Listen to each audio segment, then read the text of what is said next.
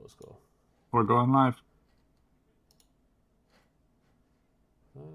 Okay, are we live?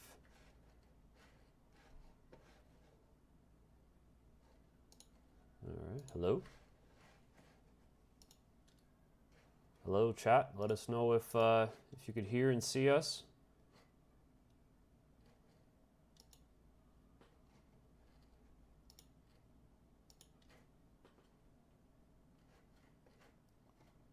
Okay, it does say we're live. Looks like we're live. Okay, I'll just double check on my phone.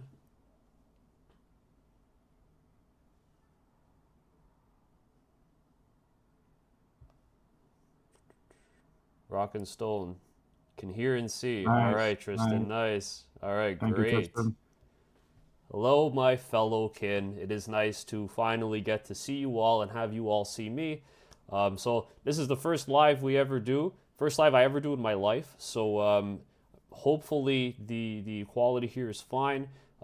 If there's anything that you guys would like to see different, let us know in the comments. We'll take that feedback back and we'll try an ad played initially, but you're live. Okay, great, cool. YouTube, Cool. yeah, they gotta plug their ads. Okay, interesting. Good to know that there's ads that randomly pop up at the start. But welcome, Zalran. So like I was saying, first live. If you guys got any feedback, if there's something you'd like to see done a little bit differently, let us know, and we'll try to incorporate it. Super excited to be here today. I'm talking a lot, but I'm joined by my dear friend Sam, who has Hi. a special guest Thanks for for today's yeah. episode. Of Thanks course, for having me on today. of course, of course. And we're here today to do a live tournament recap for you all this evening. So tournament recaps got a lot of positive reception in the pre-recorded video, and I had a ton of fun filming them. Yeeter by Yeeter be yeeted. What's up, fellas? Hello, good sir. So a lot of positive reception on that. You guys seem to really like it, and I had a ton of fun making it. So I figured, why not try a live out for it instead, and just get to talk with you guys while we're filming. Saturn ASMR, let's go. Yes. Okay, great. If you guys like what you see, you want to support the channel, you could super chat, you could send us some hearts in chat, which is great too. Like the video, this is all awesome stuff, brings more people into the community, more people into the Discord as well. So just helps us grow our little circle. All right, so for today's video, we're going to talk about an RTT that Sam and I attended together. So I thought it'd be really fun for both of us to kind of talk through the list that we brought, what armies we played as, and which armies we played against, and then go through some of the matchups. So you'll notice here on the screen, I have the standard layout that I used in the pre-recorded video. Hype, meat cook, nice, hype indeed. I'm very excited. So we'll take you guys through the games, one person at a time, and we'll just see if you guys have any questions about things that we're doing. We could answer it in real time. Any mistakes that we made in the game, we could kind of talk about here and reflect on it. So I think it could be really fun. Sam, do you want to start off with your army, your list, or do you want me to take it on? All right, go Well, for it. maybe I'll just mention the store we played at. Yeah, for sure. Hard Brawlers, the store in Montreal. If any of you guys are located in or near Montreal, it's a great store. They're always open for pickup games, 7 days a week, and they run a lot of events like this one. This is their first kind of full 1 day RTT style 3 round tournament, but they do a lot of different points levels, Age of Sigmar, all kinds of different stuff. Yeah, they're not. So Sorry, I'm just no, gonna no, say go ahead. they're not sponsors for the video, but they're an awesome store with an awesome owner, great community there. Right. We always try to go whenever I'm in town. I always try to visit and get a game in. So when I heard they were having the RTT and Sam told me, I made it a trip to come down to the city and get a game in at the store. Yeah, so thanks to them for hosting that. That was a lot of fun. It was my first tournament that I ever been to. And I brought Necrons, that's my main army, playing Camp de Court. And I think I'm glad with how I did the tournament. Results weren't all there, but for first tournament, I'm glad in how I played. Yeah. That I completed all my matches in very quick time. Yeah, Played yeah. quickly and played my plan and executed it to some varying degree of success in the games. Yeah, dirty canoptic cord. Yeah. So Yeah, for I yeah, know I got a few comments on the videos saying it sounds like you hate Necrons because I always use them as a basis for an example. yeah, And you see the reason here live in the video today. yeah, It's because of Sam. I play against Sam a lot, and yeah, I play against Necrons. So I have him to thank for winning matchups against Necrons, and I also have him yeah. to dread when I play against him.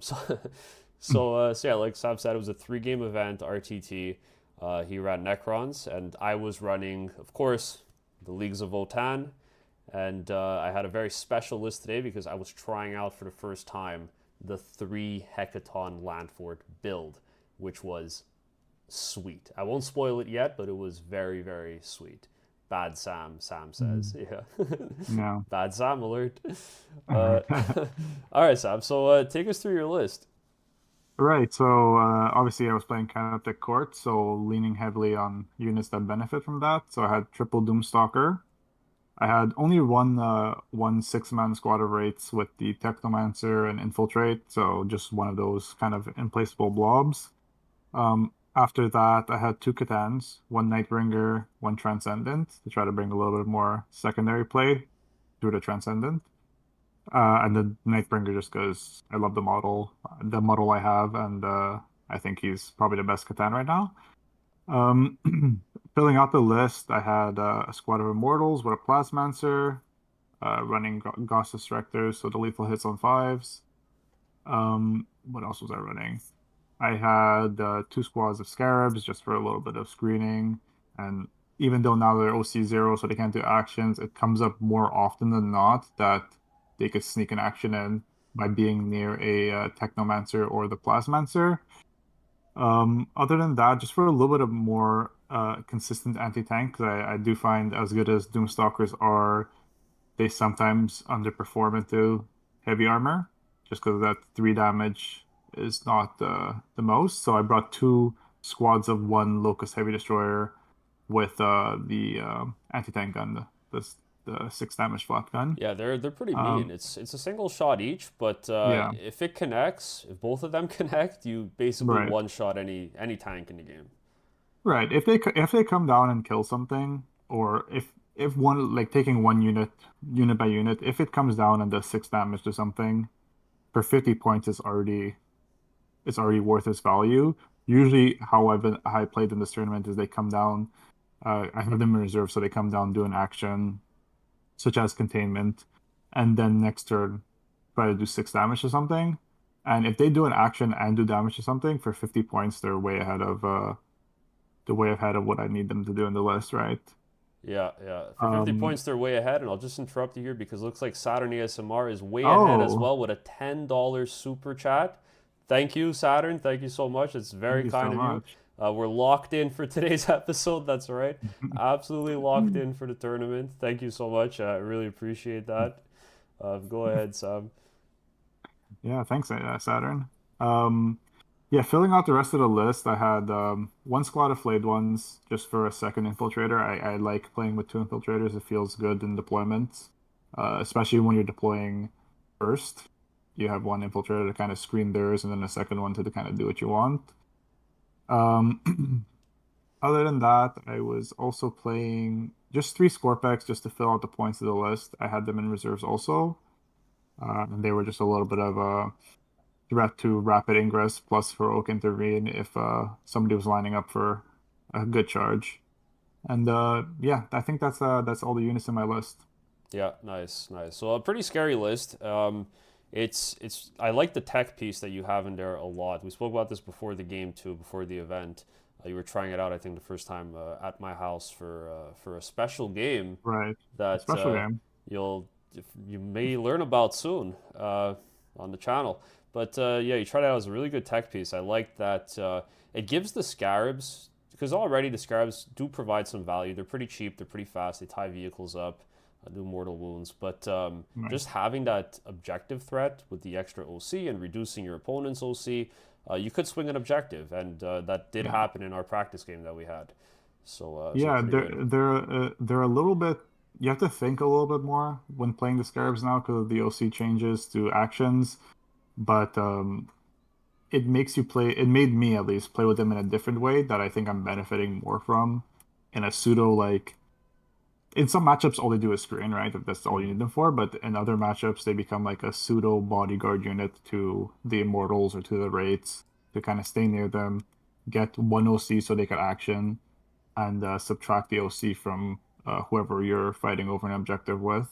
Mm-hmm. Or they just sit behind the Wraiths as they did one game, and while the Wraiths are clogging up your whole army, they're on the objective holding it with one OC. Yeah. Um, I forgot one piece of my army, actually, the newest addition and probably the most important piece for this past tournament in terms of scoring was the Hexmark Destroyer. Mm. Um, I just got him recently, so I didn't really play any games with him before the tournament, but I had a feeling he was going to be good, and he was great. Scored me a lot of secondary, and his Overwatch on his free Overwatch on twos is really useful Yeah. if you position it right. I mean, I denied. Anyways, we'll talk about it on when we get to the games. But he the Overwatch is more relevant than just how it feels like having six pistol shots. It's like just overwatching on twos is nice because and for free, right? You have nothing to lose. You position him well, and Yeah, it might just be enough comboing with the scarabs to make sure you kill like one battle line unit, one battle line right. model, I should say, on an objective, and then you swing it. So Yeah, it's and pretty good. Matt could attest to how much I like Overwatching in my kind of the court list with Yep. the Doomstalkers already Overwatch on five. Yep. So Yep. it comes up, right? You Overwatch on five with the Doomstalker, and then free Overwatch a second time with the Hexmark, Yeah. and it hurts Yeah. to take that much damage, potential damage on your movement phase is painful for a lot of armies. Yeah. For sure. Absolutely. So pretty strong list. Now shifting over to the Votann. My kin, I was repping the three chonker, the big three Hecaton land fort list today. So my list, it took a little bit of a change from the last tournament recap I did. I ended up dropping the Berserks because I just really, over the course of 6 games, they did not perform. And even into things where they did their average output, it still just left me wishing that it did more for the trade off. When is the Skipple tourney? We'll do a we'll have to do a live Skipple tourney for you after that super chat whenever you want, buddy. So for yeah, so I was a little bit disappointed with the Berserk, so I took them out of the list. I didn't really feel like they were pulling their weight, and dropping that and a Sagittar freed up, and an enhancement freed up enough points to take a third land fort, which was the big change. So from the top, my list is 2 E-champs. I got one. They're both running the mass hammers, of course, best weapon. Although this event, well, we'll talk about it in a bit, but it didn't really perform well. That's just dice. Um, so one guy's running Appraising Glare. This is the most important enhancement you could take. I think if you're not running Appraising Glare in your list, you're actively hurting yourself. It is, in my opinion, it's essential. You take Appraising Glare if you want to be even the slightest bit competitive in your game. It is just incredible to be able to pick an objective and just kill whatever's on it at +1 efficiency to hit. It's really really powerful. Um, What is it pointed at right now?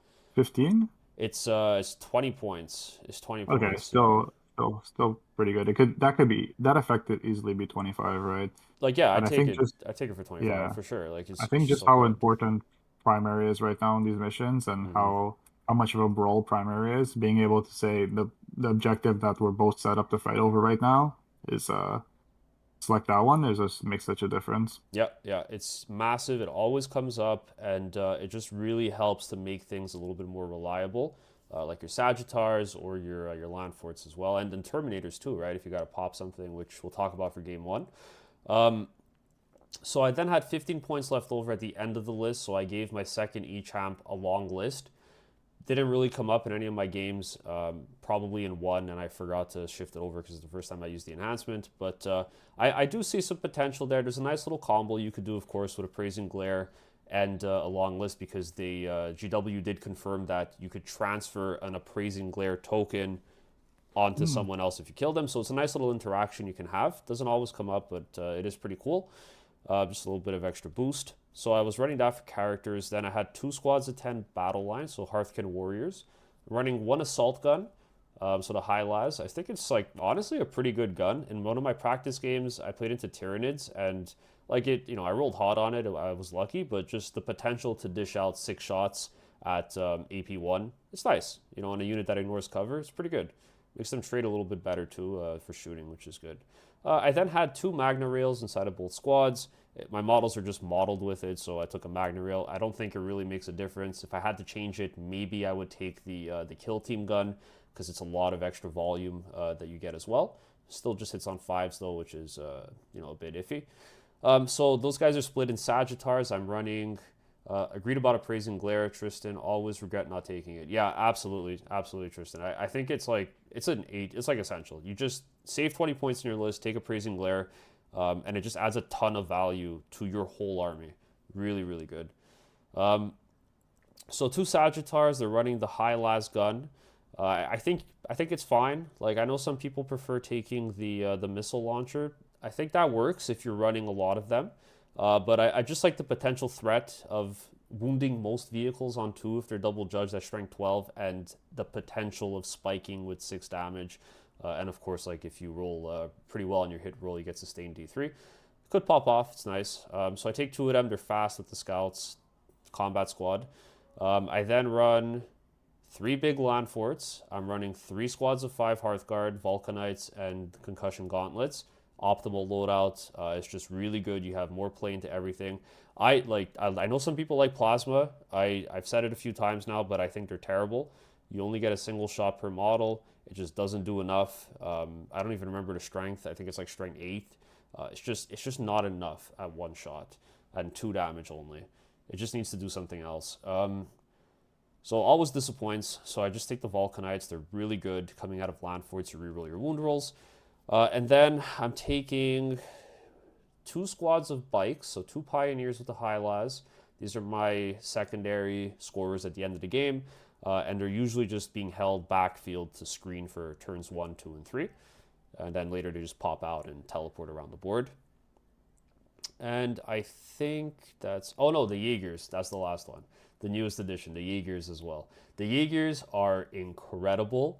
I know like when they were announced and I was doing a review for the announcement on the Jaegers, I had said that they felt a little underwhelming, but I can't emphasize enough how impactful it is, the infiltratability, just to not only secure like your expansion objective because you get to hide behind it and then force your opponent to come out, but also just initiating trades on objectives if you need to with a small skirmishing unit, which was pretty good into one of my matchups, which was Imperial Guard.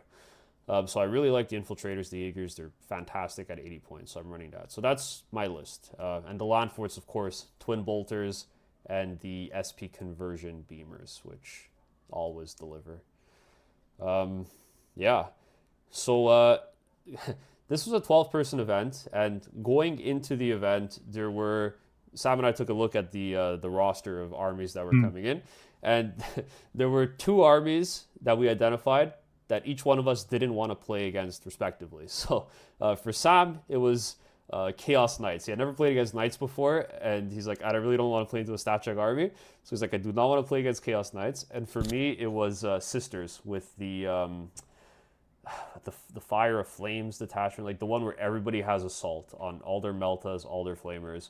I never played against Sisters before, and so I knew that would be a very difficult matchup for me to win, just because I don't have any experience into that army. Not sure if any of you guys played into Sisters yet, but they're pretty good.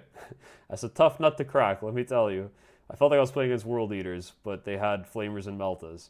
So we get to the event, pairings happen. I look across the room, and Sam's matched into Knights, and I was matched into Sisters, of course. So Sam, why don't you take us through your game with Knights?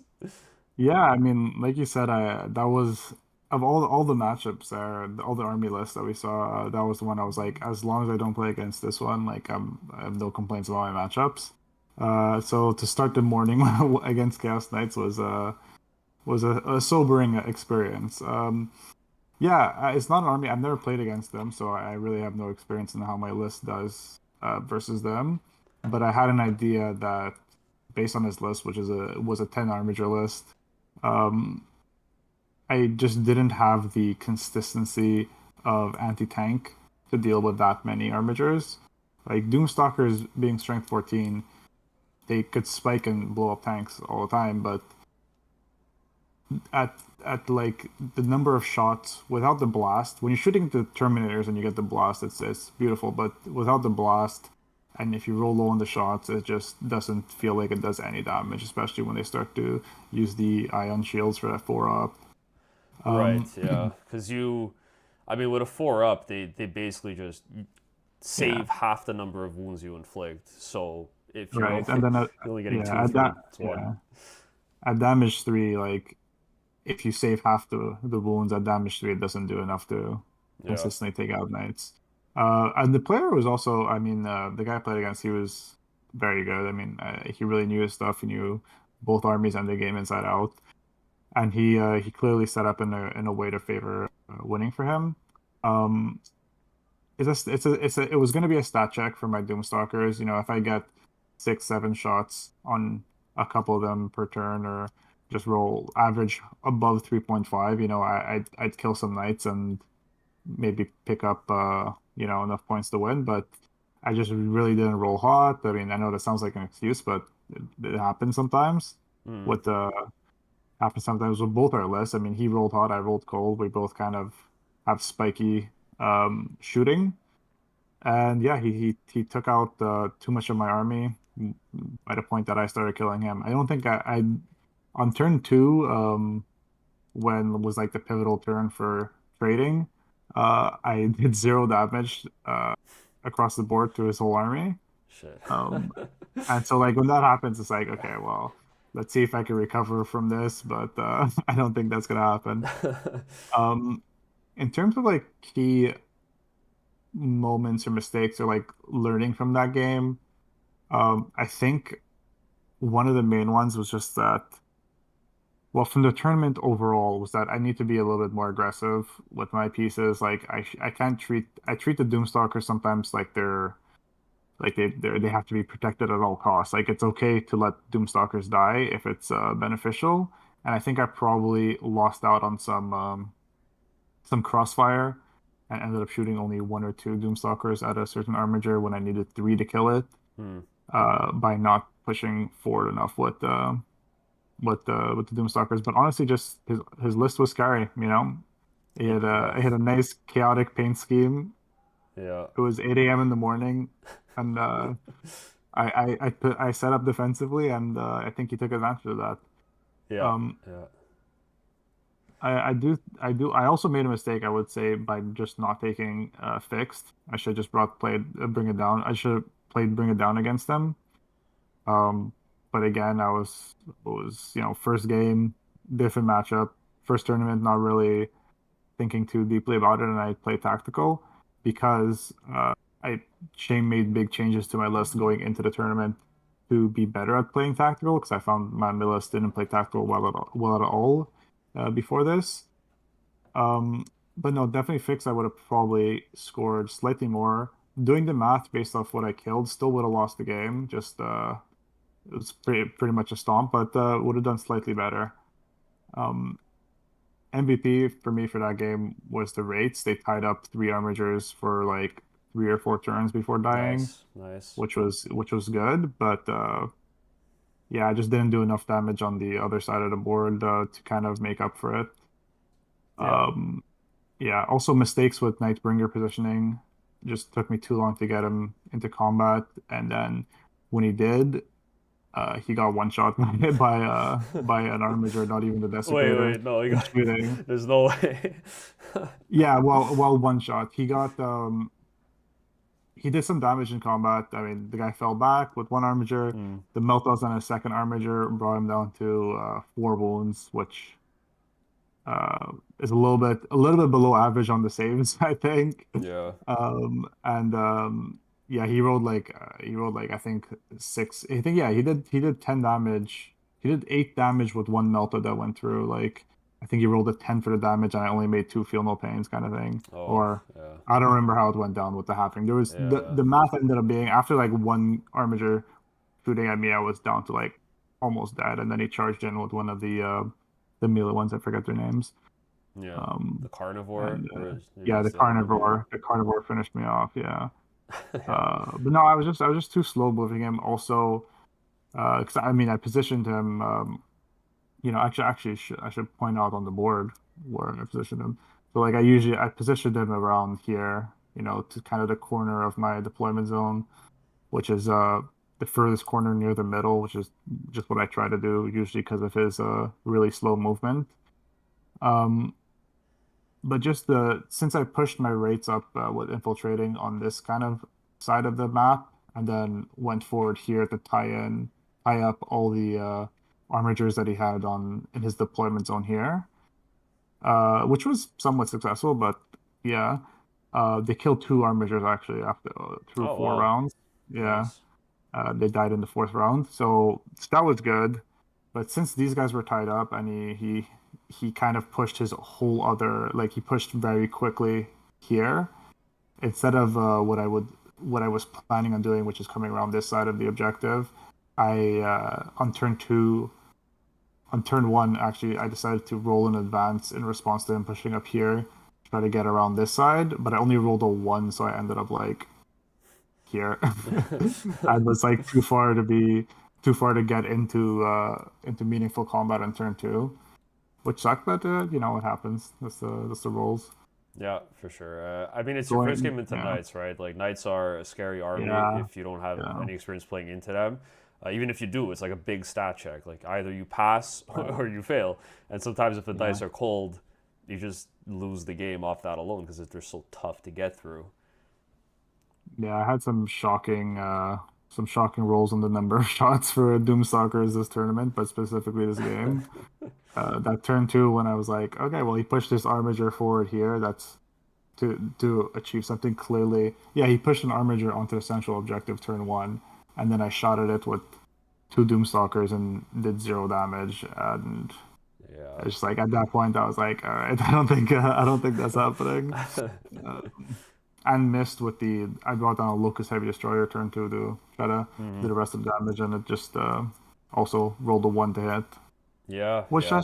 that's just what they roll sometimes. It's a 50-point model. You can't complain that every now and then it rolls a one. For sure, for sure. Okay. And I guess MVP's rates here, like they did their job tying everything up, which is awesome. I Yeah, love to see that.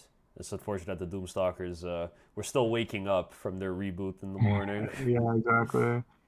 Okay. Yeah, So for myself, game one was the dreaded matchup of sisters. Never played against sisters before, and my opponent had a pretty meta list. It had the Sacrosaints, it had the Triumphant of Saint Catherine, I think it's called, which is like absolutely nuts.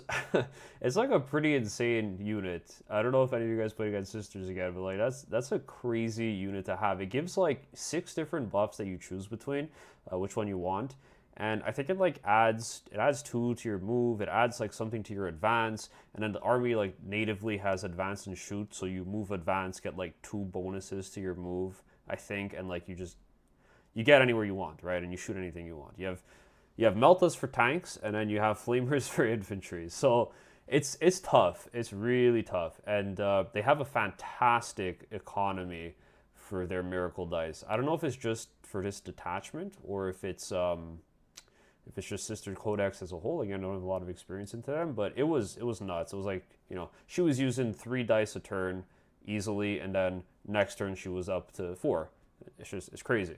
It's like you're gaining them by using them. Insane. So I deployed a little bit. I felt like I had a decent deployment for this game. My biggest mistake was playing too aggressive, I think, early on.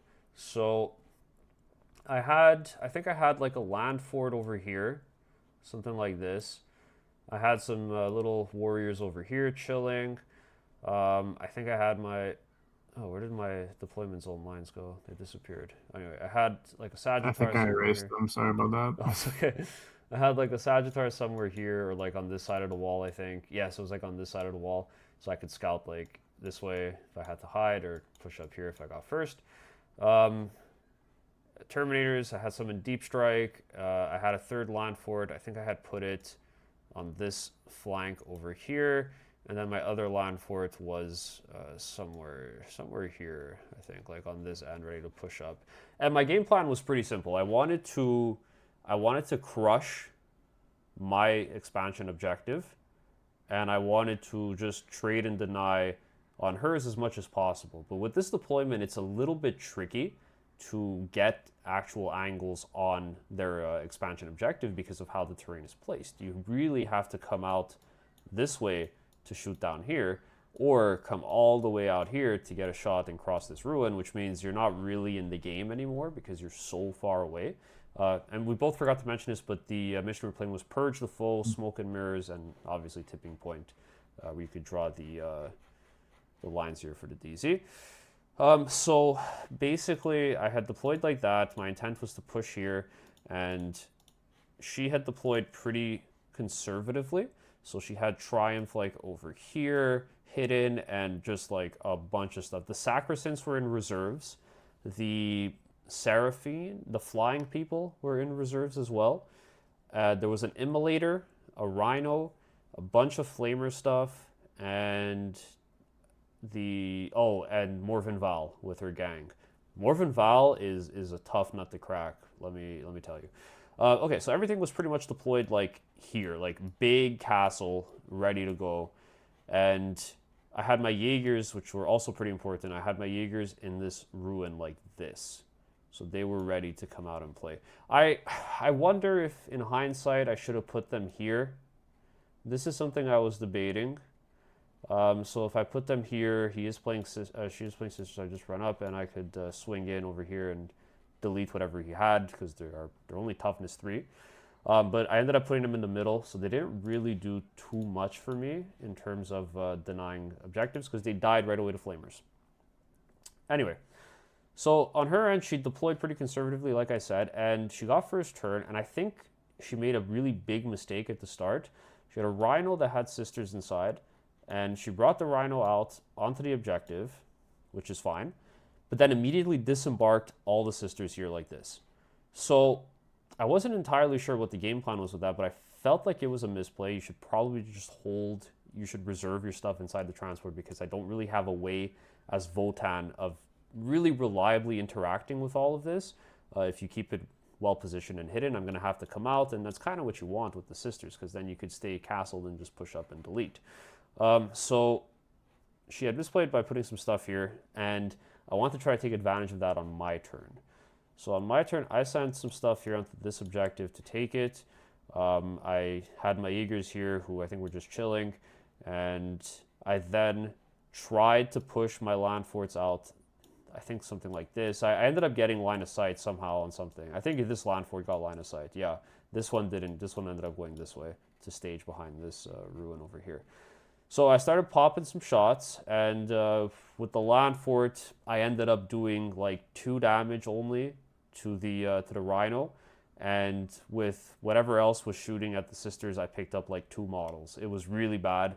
The conversion beamer converted, and then the miracle dice just voided. They blanked all the damage that went through. So I guess that's why she decided to play aggressively there, because she felt pretty confident. I think she rolled like right out the gate, she rolled like, I think 3 6s on the miracle dice or something like that. So I guess she felt pretty safe to be able to blank like any high strength or high damage shot that would come through here. So well played on that front. I guess I took the bait. Anyway, from here, she ended up rapid ingressing or coming down with her her flyers like later on in the game, pushing up. I think I lost this game no matter what. I really was not sure how to play against this army. The final score was, I think it was like 67 to 83. Wasn't terribly large for a gap, but there were a couple really silly things that happened where I think the score could have been significantly tighter. I still think I would have lost, but I feel like the score would have been a lot tighter. And the biggest ones happen in the center of the table, of course. So behind this ruin, I had deployed. Actually, I'll start with what she had. So she had on the center objective, she had Morven Val chilling over here with her gang. She had an Immolator chilling like this, ready to like poke in and get line of sight because this wall wasn't here. And then like sisters, she had 4 sisters that were chilling over here like that, 4 or 5 sisters. Wow, I'm in love with this recap. Thank you, Icarus. Very kind of you. And we missed Mad Taz's comment about agreeing about Bring It Down. Yes, absolutely. I think Bring It Down is pretty good in tonight's. I think it's like 21 points on secondary if you could table them, which is pretty good. So she had a lot of stuff in the middle of the table here, and my plan was simple. I would crush the middle. I had a land fort, like here, I think, ready to go. I had Terminators inside, so my Terminators disembarked and moved this way so that they could avoid line of fire from the... Steve, yeah. Hey, Steve. How are you? It's a reunion. So I managed to deny line of sight on the Immolators by landing in this wall, and I was still able to get shots off on Morven Val with the gang because of how the ruin was positioned. My Terminators did 2 damage to Morven Val and her group. 5 Terminators with a Heartguard shooting did 2 damage to Morven Val and her squad. So that was really bad. I was hoping to pick up at least half the squad. My land fort died. She popped the stratagem where after I shoot something, something could disembark and shoot me. So I shot the Rhino, or the Immolator, I think. Didn't kill it because she blanked the damage that went through. Disembarked Meltas. One-shotted my land fort because it's like your Melta goes through and then it's just, oh, I'll put flat 6 with the Miracle Dice. Land fort dead instantly. So that was crazy. And then inside here, I declared a charge. I declared a charge on the sisters that were in the center of the table, and my plan was get a nice long charge and then pile into everything. Just tag Morven Val, tag the Immolator, and just see what I could do here. So, declared a charge. I roll a 4. It's the minimum I needed to touch one model. Because of how I was strung out, they wouldn't all fit. They wouldn't all be able to pile in and fight. So this was really bad. It's an E-champ unit, so I rerolled the charge. I failed. I failed a 4-inch charge on the reroll. So that was terrible. I was stuck out here. Her turn response crushes everything on this flank. I think she heroically intervenes on my other Terminator squad. Yes, I rapid ingress the Terminator squad here to be able to help support fire. So I charged in with something here. She heroiced in with her Morven Val gang. They fought a little bit. The Terminators here did pretty well. They ended up killing everyone but Morven Val, which was nice. The Immolator comes inside, deletes all the Terminators, and then charges my E-champ. So I'm like, hell yeah, great. Charges the E-champ. He's going to get her, no problem. 3 attacks, strength 12, easy. This was in round... This was, I think, end of round 2 or beginning of round 3 this happens. And, yeah, beginning of round 3 this happens. They stayed in combat. The Immolator and the E-champ stayed in combat for the rest of the game. They never got out of combat. I was unable to kill this Rhino body with an E-champ, which was crazy. So I lost the whole unit here. I lost an activation because of that, like, for the rest of the game. It was crazy. I just couldn't get out of that situation. And then from there, it was just kind of like a fallback. MVPs, though, were absolutely the Terminators in this game because I deep struck a squad here on my turn because I drew Marked for Death. And she had picked her Sacrosands, which were all hiding over here. 10 Sacrosands. And they had the, I think it's like the Hospital who has a 5-up Feel No Pain that provides it to the unit. I dropped 5 Terminators here, sustained hits 2, into the gang, picked all of them up. So that was nice. I got 5-point swing off that. I think I had also gotten like engage on all fronts or something, so I scored big points that turn, which brought me back in the game because I was down by 20. But ultimately, I just couldn't keep up. I really just felt like I didn't know what I was trying to do here against an army that just blanked and voided all the damage. So I think I have to practice a lot more into this matchup. But overall, it was fine. I think that's why we both said we didn't want the matchups that we ended up getting, is just because we didn't know how our profiles felt into those matchups because we had never played them. So, like, yeah, I didn't know how many... I didn't know what I need to be rolling on my Doomstalkers to consistently kill armigers, you didn't know what you need to shoot into where, taking into consideration the fate dice, and so it just kind of Yeah, absolutely. wasn't. It was a learning experience playing against those armies, but Yeah, it wasn't the matchup we definitely a wanted. learning experience that I won't forget. Tristan says, "Oof, that's always rough." Failing the low, yeah, that Lova charge is bad. Mhm. I mean, like, I don't even think it was a greedy play because I couldn't get everyone in anyway to fight. I probably wouldn't kill the sister squad of 5 models that I was going for. So, I got punished on it for the reroll. I should have just gone in. I think it would have been a bit of a different game if I got in the center at least, because then if somehow with the 2 models that were in, I picked up the squad, I could have consolidated and still tagged. So maybe I just take it next time and I don't try to be greedy. That could always be the play. Okay. Does anyone have any questions about either Sam or myself's game one, the armies we played against, anything we would have done differently? Feel free to let us know in the chat, and we'd be Yeah. happy to answer. Otherwise, we'll move on to game two. Just make sure it's up on the screen for you guys. Yeah, okay. Perfect. Okay. Okay, so So do you want me to start or? yeah, why don't you kick things off? Sure. So I was playing against the Gene Stealer cults in game two, which is another army I've only kind of played against once, so kind of don't really know what they do, but know there's a lot of There were wacky things going two on. two Gene Stealer called armies at a Yeah, 12-person RTT. I think the yeah, only 2 Gene Stealer called players in the world were at this event. So definitely crazy. in Montreal. Yeah. Yeah. Um, yeah. So we were playing Terraform with Stalwarts and the Crucible Battle deployment. Um, which I knew going into it based off his list. He was running here, I'll pull up his list, but it was 3 squads of the, I think they're called Aberrants, I want to say. Yeah, the Aberrants, the tough boys. I'll just interrupt you Yeah, for a second, Sam. We have a comment sure. by Ray of Sunshine. Yes. How did the 3 fort feel with all that terrain? Was their movement blocked? Honestly, on the GW terrain, it was very easy to get around the board and get angles. I did not have any problem at all.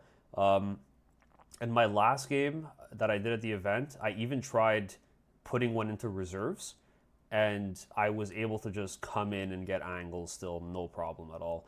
You have a lot of spots to move you up the board on GW. I think I'm inclined to say on WTC it's a bit harder because there are fewer clean firing lanes. It's less open, right? It just feels denser.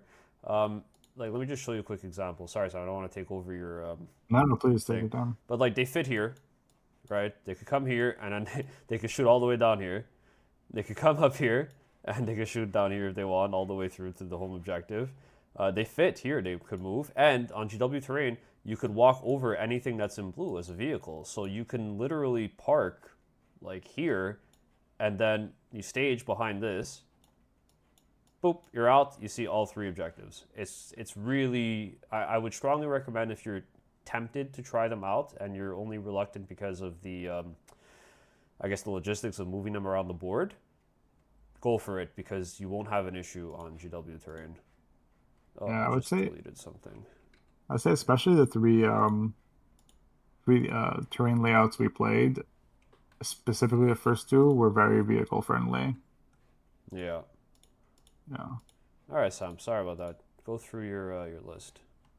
Anyways, yeah, so he was running 3 squads. I just have it on my phone here just to remember. He was running 3 squads of 10 aberrants. All of them had characters with them. 2 were in transports and 1 was in reserves. He had 3 squads of pure strain gene stealers, squads of 10. And then he had 2 of those lone characters who are kind of like anti-character units. I'm I reluctant think because they cost $100 each. Yeah, that's a good that's a good reason to point. be Yeah, reluctant. Yeah, I got a that's a good great point. deal on one of mine. I got it for $50 used, so I Yeah. had to jump on the 3 land fort build, or else I probably would have held off a bit too until the codex came out to see if anything Mm. changed. The 3 land forts are strong. I mean, I feel like land forts are the best um, data sheet right now in the index, and I think Pretty good. maybe closely contested with the Terminators. Hmm. But land forts are just so good; they're so efficient. Yeah. Um, like I mean, so efficient that you don't even need to be transporting things for them to be worth their points, right? Yeah. That's just icing on top. Yeah. So yeah, his list was basically three blobs of aberrants, three blobs of pure strains, uh, and two deep striking characters, kind of as I don't know. I don't even think they're lone ops. I think they're just good at killing things in combat. Um, I think they're called abominants. I think that's what they are. They are. Um, so I knew going into it that it was just going to be like a really high pressure list for him, right? He has all his gene sealers have infiltrate, and they all have advance in charge, and he had to redeploy with the infiltrate. So I knew that it's going to be a bit of a survive the first few turns and try to catch up later. Mm-hmm. And that's essentially what happened. He kind of here to give an idea. He deployed a line of 10 gene stealers as wide as possible right through the middle. To he deployed first, so to counter my infiltrating. So I ended up placing my rates kind of on this off the objective to not get got by overwhelming force turn one, and he actually drew overwhelming force turn one. So I'm glad about that choice. And then just kind of placed Doomstalkers just here to be ready for that. Not too far forward to be close to the stuff, but to be ready to move forward and start shooting into blobs of 10. Mm-hmm. Um, Other than that, I just placed kind of screening units of scarabs to try to stop a turn one charge into my deployment zone, and my Nightbringer was front and center as always. Of course. Hi, Yeah, Caleb. Welcome to the stream. welcome to the stream. So the match did go. So the final score I'll just say now was 72 to 79. So I lost by 7 points, Close. and essentially it came down to the terraforming. He got eight extra. He got 8 points more than me from terraforming, and he won by 7. So his ability to kind of he was infiltrated on 2 out of the 3 objectives to start with, and just he quickly put his whole army on the objective I was contesting with my rates. So he was just able to, with volume, kind of get 2 early terraforms and just pull ahead from that. I got 1 terraform late, but it was too little, too late. He didn't kill.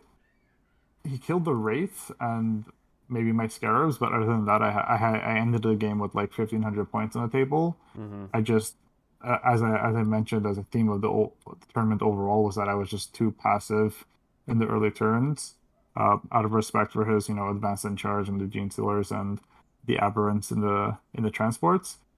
Um, and it worked out in that I tabled most of his army, but yeah, instead of I should have just done that 1 turn earlier. It was a little bit. I think on turn 3 was when I stood still and shot with Doomstalkers and whatnot, and I should have been moving forward and shooting, so I was in better position turn 4. Um, but no, overall happy with how I played it. I don't think I made any sort of mistakes on a micro level. Mm-hmm. I think just the hesitation to not go forward on turn 3, because I mean turn 1 and 2, I'm pinned down by advanced and charging gene stealers in my deployment zone, but Yeah, like turn 30 3 Gene I Stealers. turn 3 I kind of saw the 3 squads of aberrants who were still varying degrees of alive in the midboard, and said, okay, well, I'm not going to get too close to them right now, but I should have just, I think, gone closer to them and kind of forced them to fight me still, because that's when he was able to just sit back and do I think he scored cleanse on that turn and things like that. Yeah. Um, yeah, I think, like you said, a lot of good points. Like, I think it's a pretty hard thing to. It's a hard skill to master of knowing when to be aggressive. Like, when's the right. push? Like, when am I supposed to do this? And I play a lot against. Well, I played a few times against an orc player at the other store I frequently play at, Hmm. and this is something we spoke about too in great detail. Is like, Tuwa or not Tuwa? Like, when do you do it? Yeah, And I think, like, just assessing the board state and saying, like, I'm probably gonna lose some stuff now, but like knowing that this is the push turn to deny is massive, and it's just so hard to confidently know that, especially if you've never played into an army because you don't know how much you need to allocate to kill something. Right. And yeah, it's essentially that because for him, his aggression is simple because it's aggression from turn one. It's aggression from deployment. But for me, I knew that I needed to keep a certain number of specifically Doomstalkers into, these squads of 10 Hmm. alive to actually be able to kill them. And I think rather than being like I have to keep three alive, which all three survived, I should have been more aggressive with some of them and allowed some of them to die rather than letting him kind of dictate when the trades are happening. Um, but yeah, he literally, I should have just been way more aggressive. I ended the game with both Catans alive on the Hmm. board. I think they were both almost full health just through regeneration. Like that's how little damage I ended up taking. And yeah, in terms of damage, overestimating the aberrance damage because I mean they do damage. They one squad killed the rates and two activations, which is pretty good, pretty good rate for going into that 4-pin Vol 5 of Feel No Pains. But yeah, I could have been more aggressive with specifically the Catans and the Doomstalkers. I mean, Doomstalkers, I treat them a little bit too much like they're made of porcelain because even if they do die from like things, maybe sometimes it's better to, for example, on this top half of the board, I played this guy kind of four back in this corner here, shooting at things that he was pushing on this objective or down this alley. Um, and I should have just like let him brought it up here, help my others with Doomstalkers with the stuff in the middle, and let him charge into it or charge into him and tank shock him rather, because he had two squads of Gene Stealers kind of in this area. Hmm. But yeah, rather than kind of bringing it up aggressively and making him contest me for the objective, I let him kind of trap me in my deployment zone with the advances and charges. And Yeah. I think it came down to that kind of lack of aggression in the right moments that made me unable to make up the gap in points. But I'm glad with it being a close game. I'm glad with making, like I said, mostly the right decisions on a micro level. I don't think I made any misplays in terms of target selection or stratagem use, but just how I was overly defensive of the Doomstalkers. I think that's what it came down to. Yeah, yeah. No, I think that's a good analysis. Like the firing lane that you mentioned here, right? Yeah, It's like, okay, you're yeah, controlling this, and you can see some here, but if you had that little bit of a push for the aggression, and then it's like suddenly you yeah, unlock a whole other lane down two, three objectives potentially, yeah, depending where you land, which is game changing for sure. So that's good. It's a good lesson to have learned for sure. Sam, yeah, we have for a sure. question for you in chat from Ray of Sure, let Sunshine. me check it out. If you were to start collecting Necrons, where would you start if you had to start over? So, what would be some Um, initial purchases? that's a good question. I think with the Codex out, it's there's two routes. If you want to play Canoptic Court, which is not as good as it used to be, but still good, then the Canoptic units is an obvious start. It's the Wraiths and Doomstalkers. That's what I did. I started collecting far before the Codex came out. I started collecting at the beginning of 10th of Necrons specifically, and I knew that even before the Codex came out, that those were the kind of unit styles that I liked, and I had a feeling they would get support in their own detachment in the Codex. So I stuck to. I bought three Doomstalkers. I picked up the rates. I even bought a Tombstalker, which ended up getting sent to Legends recently. Yeah. So R.I.P. that sucked. But no, I knew I wanted to go that route. Uh, for from a collecting and hobbying perspective, and I had a feeling that from a competitive perspective, it would be at least okay, which it turned out being pretty good, and now still pretty good. Um, but if you're not interested in Coptic Court, I think a good place to be would be collecting things Bye, that Tristan. Thanks work. for coming. Thanks for coming, Tristan. Is to be collecting things that work in both Awakened Dynasty and Hypergrip Legion. Um, so squads that benefit from having leaders, I think uh, Locust Heavy Destroyers are really good in either one. If you want to go with Hypercrypt, you could run them kind of smaller squads without leaders.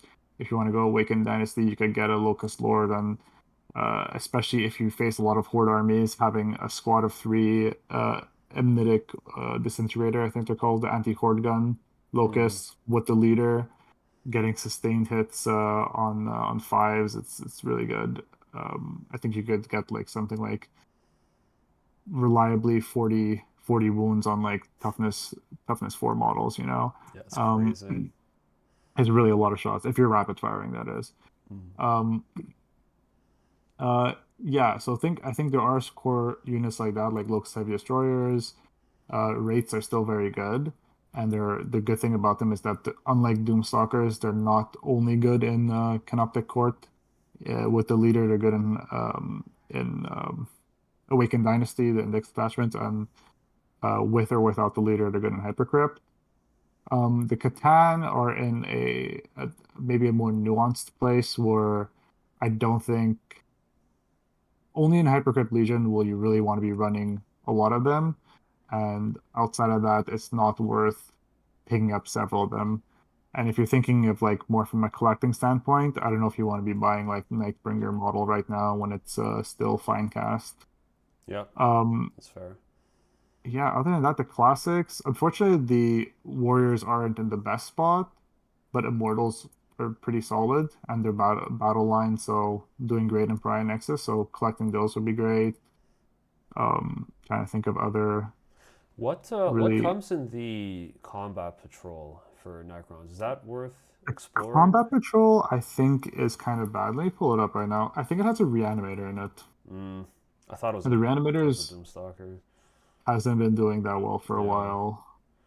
Let me pull it up. Yeah, so I guess like really then it sounds like for Sunshine the choice Oh, really it's a comes down to Doomstalker. the play style that they want to lean into. Like if it's going to be more of the hypercrypt for like the Yeah. speedy mobility, Awakened Dynasty for more shooting output, or Canoptic Core just for that survivability and staying power. But Yeah. there are some like pretty core staples to each one of those, and there is some interplay, like you said. You've been leaning more favorably now towards the scarab body guys that you mentioned with the big laser guns that do 6 damage. I forget what they're called. Destroyers, Oh, the probably. Locust Heavy Yeah, the Destroyers. Locust Yeah. Heavy Destroyers. Yeah, I think if you just want to start getting models that go into anything, Locust Heavy Destroyers, Hexmark Destroyers are just so good for their points right now and just do so much for the army. Mm-hmm. Especially the Hexmark Destroyer on Pariah Nexus is so good at scoring secondaries. And you make him your warlord so that you always have the window for the secret mission open. Deep strike him in onto the enemy home objective and get that secret mission victory potentially. Mm-hmm. Look at the combat patrol. It's I would say if you want to play my list, the list I'm playing is pretty good because you got the Doomstalker and Scorpax, but it's not incredible. You know, having 10 warriors Yeah. is nothing special, I don't think. Yeah. There's also a lot of used Necron models available online if you search. There are so many. I mean, they were in so many they were in so many box sets with Space Marines with other stuff Yeah. that there's so many used models. I bought I think I've bought and I've purchased out of my army like total collection Necron now probably like close to 3,000 points. I purchased 2 models new in box. Mm-hmm. Everything else was, secondhand or through other means. Yeah. Through other Yeah. means. Yeah, through other means. Yeah, hopefully that answers your question. If you have anything else you want to know about how I play Necron, I'm no expert on it, but if you have any other questions about my list or what list I think would be good, just drop it in chat.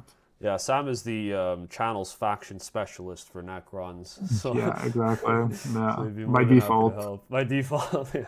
Yeah. Okay, okay. So a pretty cool game, very close score, which is nice. This game is the one I was looking forward to the most talking to you guys about.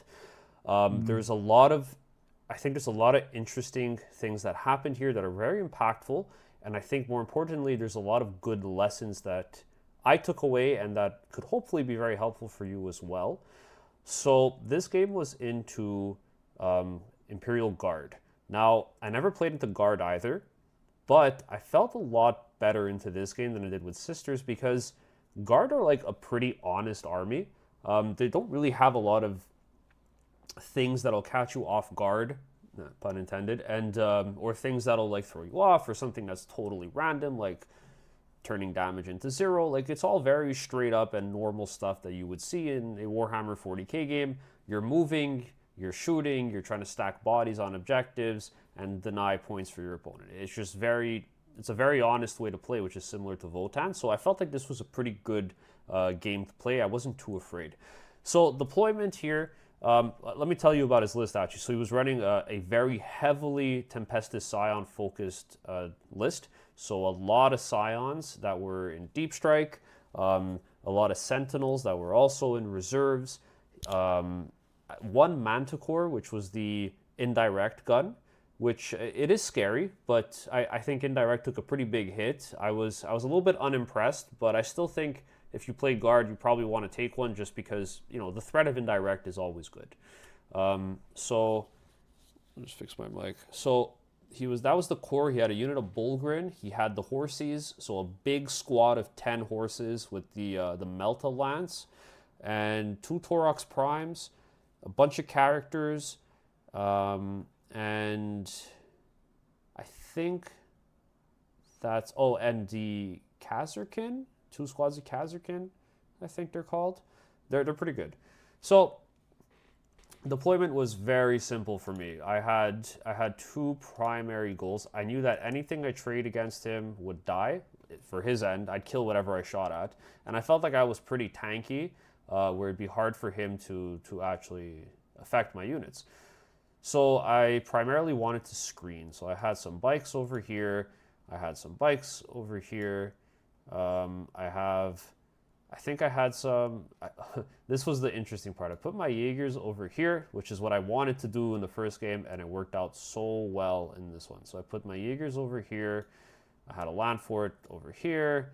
I had a land fort like literally over here. I had a Sagittar that was over here as well. And I think another Sagittar over here. And I had one more land fort, which was, I think like this or something. 5 little warriors this way as well. So my goal was very simple, and I started everything on the board. I have 5 extra warriors that could flex into reserves or start on the table. For Purge, I put them in reserves because I don't want to give up kill points, but here I had them on the table just to have reinforced screens to fill those pockets that I would leave as things would push out. So I had some warriors. I don't remember exactly where I put them. They might have been somewhere over here because he didn't have any threat range to hit me, or like around this area, whatever. Not too important. Anyway, so on his side, he had the Manticore, which was just hiding over here the whole game, blasting away, constantly pelting shots into my backfield holders over here just to break a gap in the pocket so something could come down in Deep Strike. Other than that, the Bulgrins were over here. The Taurox Prime was over here. Another Taurox Prime over here, I think. Horses in reserves, like a bunch, like half of the army was in reserves. Which I was really happy about because I wanted to be able to systematically pick things apart by putting my judgment tokens on them.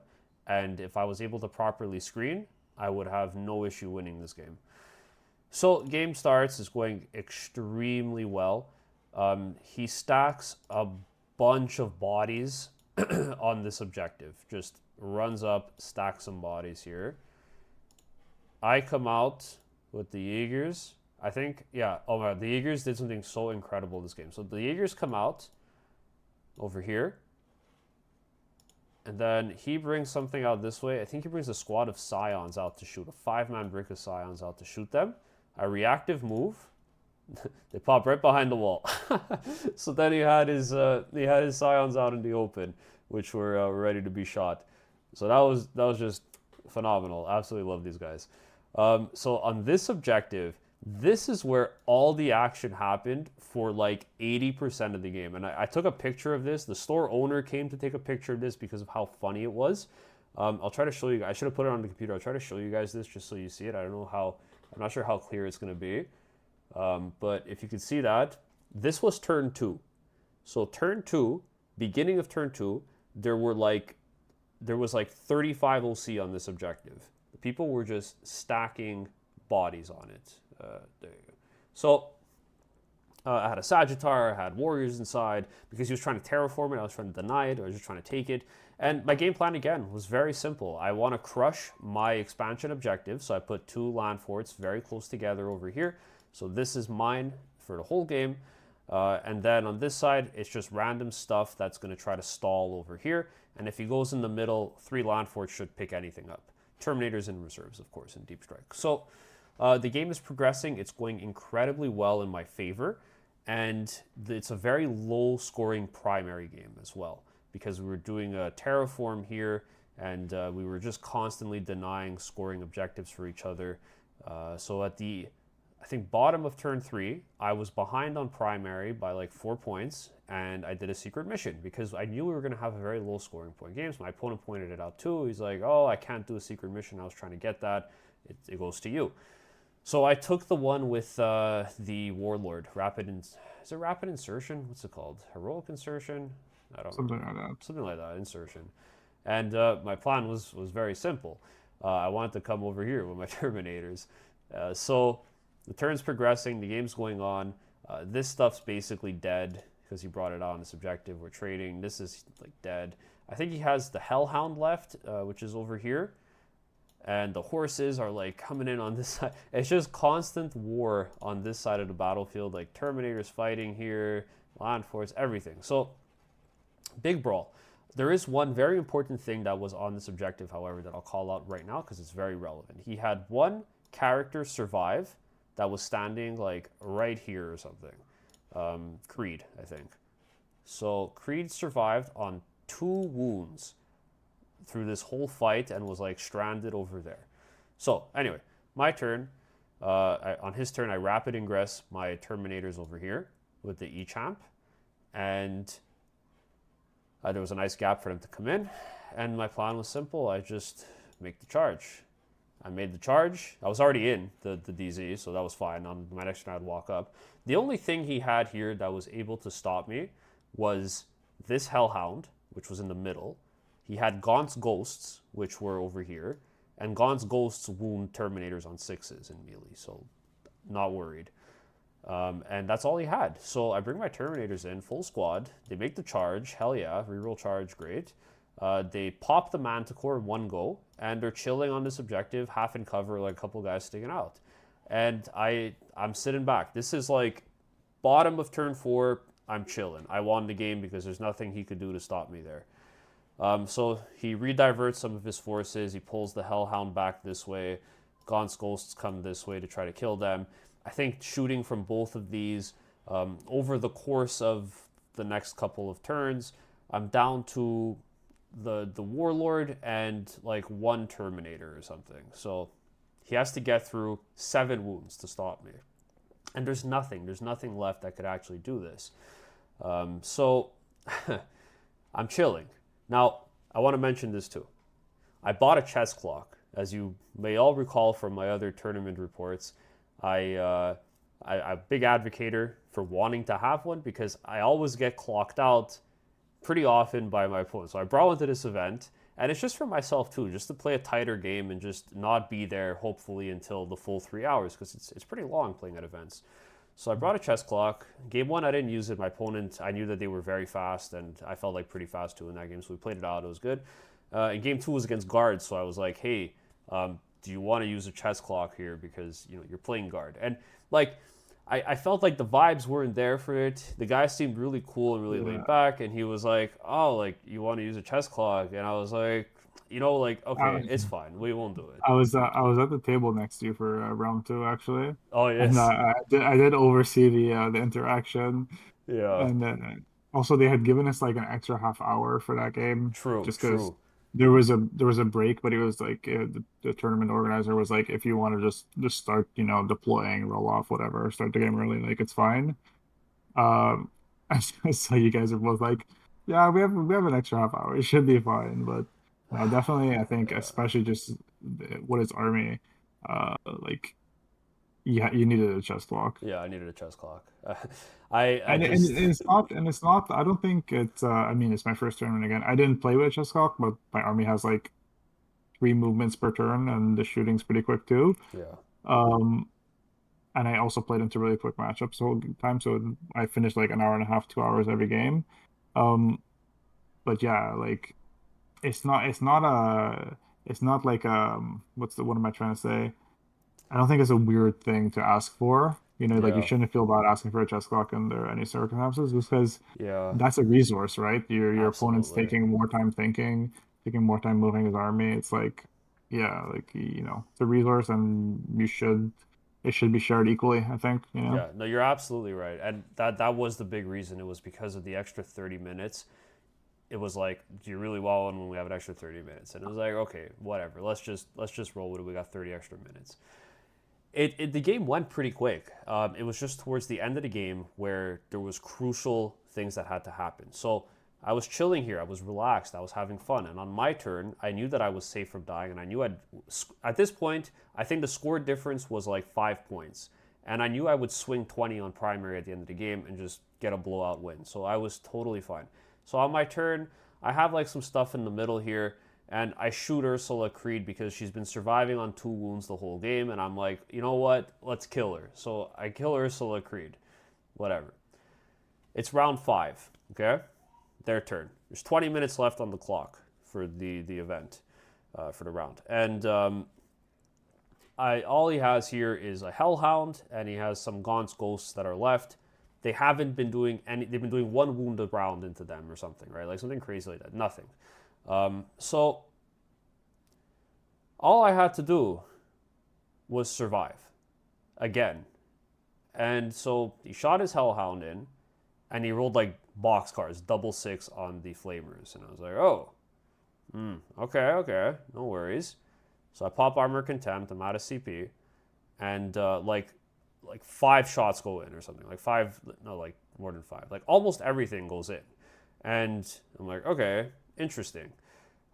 Picks up. So I rolled my saves. Oh yes, it was 6. I rolled 6 saves because he did 6 damage, which is just the squad, right? Like I had an E-Champ on 5 wounds and I had 1 model on 1 wound. So that's 6 wounds. He did 6 damage to me. I rolled 6 saves of a 3+ I needed. I failed all 6 3+ rolls. So I lost all of it. And on the clock now, going into my turn, there's 2 minutes. So I'm in shock. Visibly I'm in disbelief because I gave him like 18 minutes on that turn, and then I felt fine doing it because I had nothing left to do. I was going to just win, and then I just dropped like everything here randomly, and that was the game. So on my turn, I had to get. I think I was behind by like 5 points at this point here. Yeah, I was behind by 5 points, and I didn't get my swing. And I draw Assassination and no prisoners. Ursula Creed. If I just didn't kill Ursula Creed, then I would have won, even though my main game plan went badly here. And I lost. I lost by 3 points because I just couldn't reach her. I couldn't reach any objectives to do anything with. I was stuck over here, so I scored this. He had a Torox Prime here. I tried to kill the Torox Prime, and he rolled. I think he popped the strat for -1 damage, and the Landfort just bounced off of it, which was again very unfortunate. But I didn't have time to think. I only had 2 minutes on the clock, so there was probably a more efficient play I could have done. I could have brought my Landfort here and shot into the double-judged Hellhound, which I definitely would have killed for no prisoners. And then taking the objective with my LC by charging into the Torox. Like, there was plays here. I could have done something. I just had no time to actually process the information and react accordingly. So I panicked, shot everything into the Torox, whiffed it, game ended, and he won by 3 points, which sucks. And it sucked because it was a really fun game. Like, my opponent was an awesome guy. Like, we were dying of laughter the whole game throwing things into this resource here. And I think we both pretty much felt like, yeah, like, it's done. Like, you're here. It's whatever. Let's just have fun playing. And then it took us both by surprise when this happened. And then I had 2 minutes to respond. And I think the takeaway lesson from this is complacency. Like, I had a game plan. And I think, like, even if you feel like you're in a position where you're winning, maybe if it's something off like this, which statistically shouldn't happen, but there's always a possibility it doesn't, like, don't ease off the gas, right? Just keep playing the game and playing it smart. I think I got overconfident in this, and I just wasn't thinking ahead. Had I just not for fun shot and killed his one character on 2 wounds out in the open, I would have won the game, even though my fallback plan didn't work. Even though my primary plan didn't work, which was to survive over here. So I think that was a really big lesson for me, which is just like, you could have fun, of course, but stay sharp still. Like, think things through. Like, just pretend that even if your game plan happens, just pretend it won't work. What is your fallback plan? And I think like having a fallback plan here is very important. So that was my big takeaway from this game. Is just have a backup plan and pretend your main plan isn't working, and don't get too overconfident in it. But a very unfortunate game, and like I said, it was fun. It was a really, really tight and fun game. I just felt discouraged because like I had it if I had a little bit more time to think. So I'm going to be using a chess clock going forward forever at tournaments. Yeah. It's good. It's good discipline, Yeah, for yourself too. for sure. Okay. Because the other thing, just think about chess clocks is like, also still this being my first tournament I played in, the games are way funner in tournaments than casual games. At least I found them way funner, and I think a large part of that for me is that I felt the pressure to play, quickly. I wasn't overthinking things, taking too much time, and that kind of tempo that it gives you of being in a tournament setting and another player like kind of holding you accountable for time, um, like made me play better and made me enjoy it more because I felt like I was being more efficient and there was like a tempo to my play, For sure, for sure. I think that's a big thing too. It's just, it's c'est serré. Like the game's a lot tighter when you're Yeah, focused on it, and you have to play smart. yeah, yeah. Um, so Kayla says, like Leonard Snart says in the Flash, make the plan, execute the plan, and expect the plan to go off the rails. Throw away the plan. Yeah, yeah, that's perfectly summarizing everything from this game. Like, absolutely, Kayla, absolutely. Like, I think you just need to build a backup plan in and just not get overconfident. Assume the worst. Always assume the worst, and then you'll be fine. And like Sam says, I think tournaments are a great place to learn. I know a lot of people in the channel, a lot of you guys, you haven't been to one yet. Maybe it was just like the lack of time to paint and things like that. But really, like, go to it. They're a ton of fun. It's a really good learning experience. Yeah. You test your list out. You test your army out. You find out a ton of information about how you like to play, and what list you want, what units you want on your list to refine it, and what you need to improve on. So I think it's really good. Does anybody have any questions for Samurai about Game 2, how this one went for either one of us? If not, I'll start moving over to... I'll shift gears to Game 3.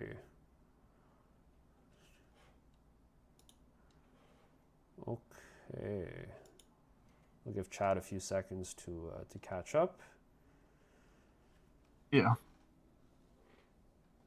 Yeah, so we're both 0-2 going into game 3, which was not how we wanted to wanted to go into game 3, but Yeah, I think we both felt we probably should have got the win on our Game 2s. Marines are mostly like, dry brush. yeah, Be ready soon for a tournament. Nice, good, nice killing. you should definitely go to that when you're ready. Thankfully, Yeah, ours was a non-battle ready, was not counting battle ready, so we true. both had a little bit. Well, you had just the Hekaton who wasn't battle ready, and I had a couple units who Yeah, weren't quite there. yeah, Um, but definitely try to go when you have the chance. Yeah, as we are saying, the game 2, I feel like you definitely could have won that. That could have gone mm, either way. I feel like I could have won with different decisions, but I don't feel bad about losing. My opponent was really good, and mm-hmm, it was a fun game. And I for think we sure. both we both got a high points totals. We scored well, so I think we Absolutely, both we both did our game plan to a certain degree. He was a little bit more successful in getting that primary, but no regrets about that loss for sure. absolutely. Yeah. Okay, so Sam, you want to take us through Game 3? For sure. Game 3 was redemption. Was redemption for sure. Yeah. I played into I just have it open on my phone, so I'm looking over here, an invasion fleet Tyranids list. Mm-hmm. And I think just as a pre-summary of how this game went, like his list was just not favorable to my list. Like he was running a list with a lot of flamers. He had the barb gaunts. Hmm. He had two squads of barb gaunts, and he had two I think exocrines they're called, Yeah, the and they big had like boys. the flamer gun. They didn't have their like I don't know what it is, their like last cannon style gun on them. Hmm. He also had three hive tyrants. Um, and it just like so yeah, I'll just go through this list quickly. He had three hive tyrants. He had the old one eye. He had Hmm. the swarm lord. Then two squads of 10 termagants, two squads of 10 barbgants, a biovore, the guy who spits mines, Yeah, yeah. two exogreens with the anti kind of infantry guns, and then two Ripper swarms and one Trigon, the deep striking kind of big guy. Yeah, so I think his list would have done better against a lot of the lists that were there today, particularly like maybe the guard list that you faced, because Hmm. he had just I didn't know I played against Tyranids a few times, but I don't think I've ever faced Barbgons. Hmm. But they get like D6 plus blast shots each, and their Oh squads wow, of 10. nice. So he was like quite often doing like 45, 50 shots, you know. Um, but it's just the profiles of his whole list were just not good into Doomstalkers and Catans, and that's the bread and butter of my list, right? Yeah.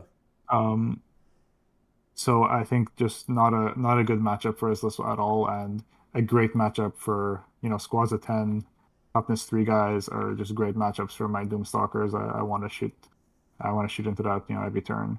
And his kind of his Catans, his Hive Tyrants, and Old One Eye are just strictly worse than my Catans, you know. Yeah.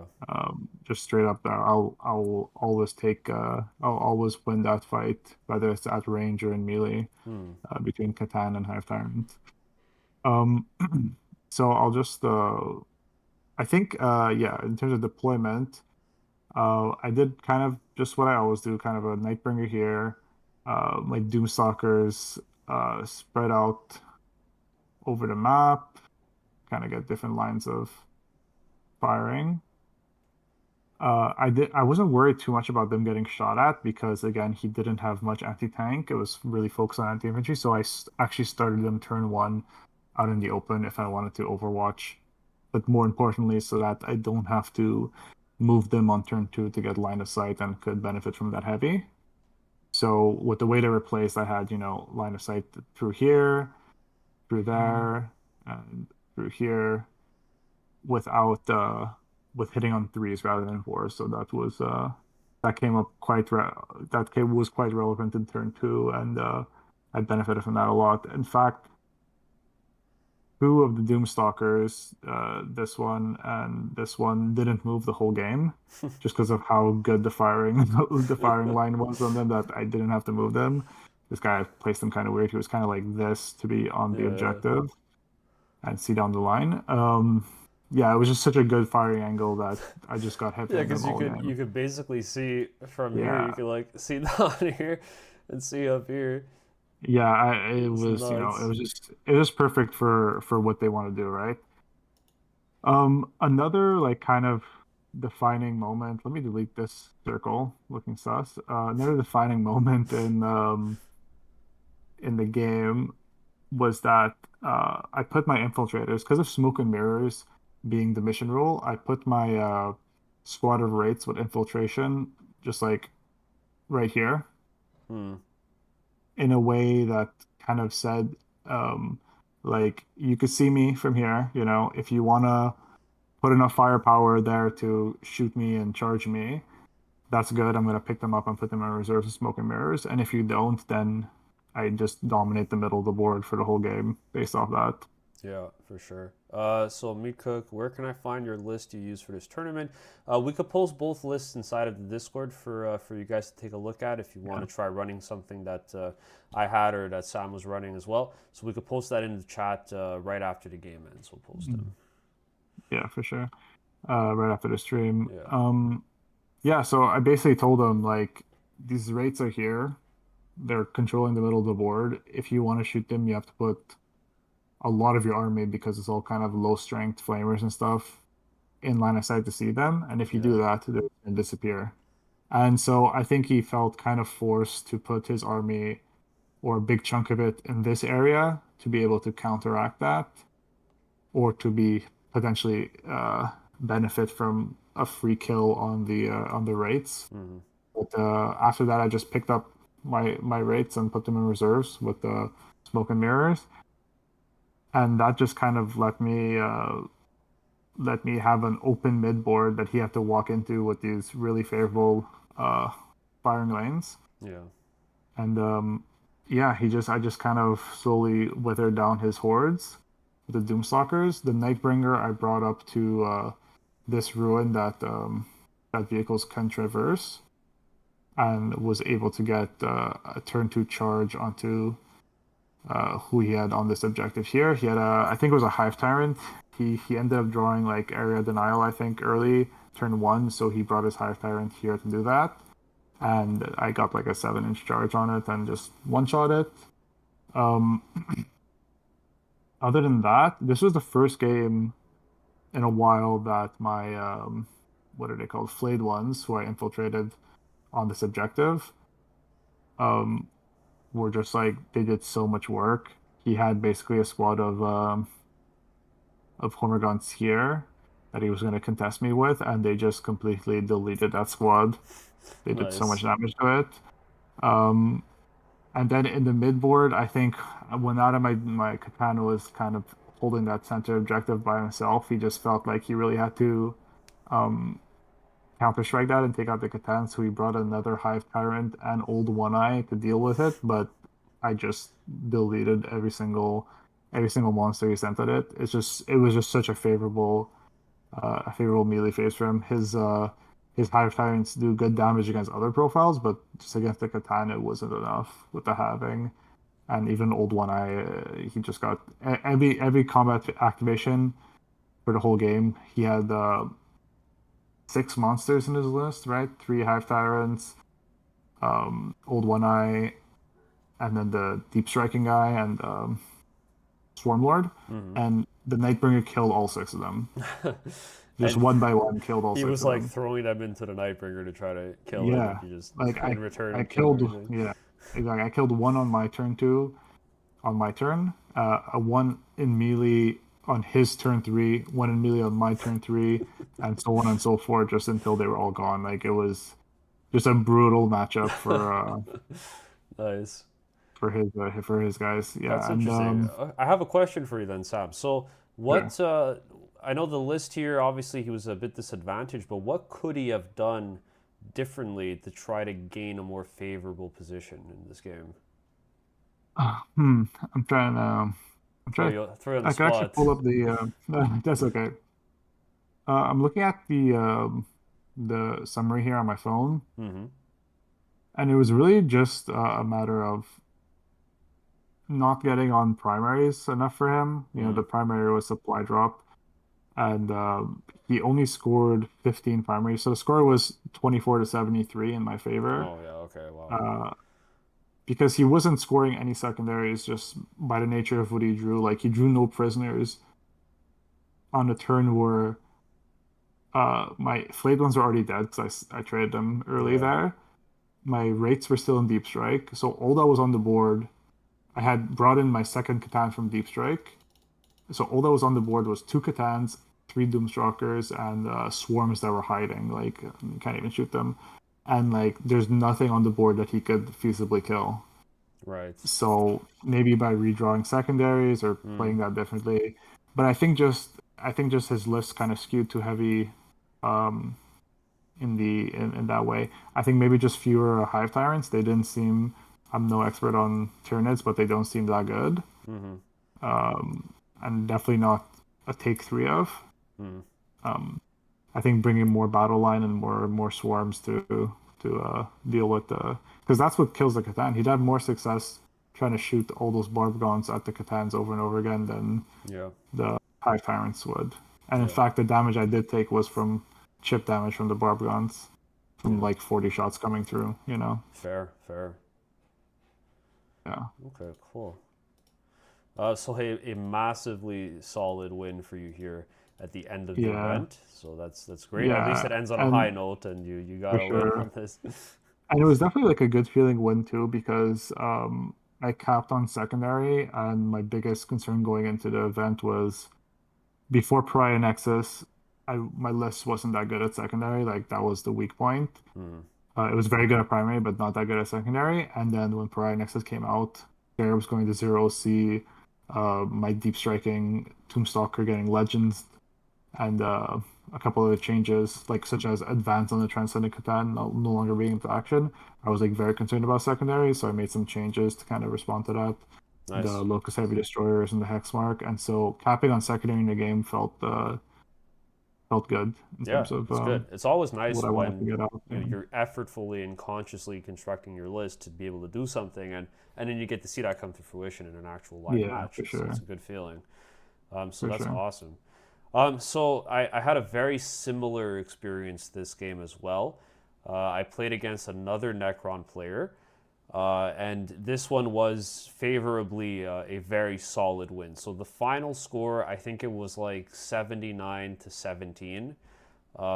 Again, I have you to thank partially for this because a lot of practice into Necrons, I feel very Yeah, it definitely comfortable pays in that off. matchup. Yeah, like I know what kills a Catan, I know what doesn't. I know how to deal with Doomstalkers more effectively with threat ranges and avoiding the 18-inch no shoot. Yeah, Um, Caleb says, "Oh yeah, I'll need to practice Pariah next before trying to tournament." Yeah, absolutely. Like the game changed significantly. Um, yeah, it's very different.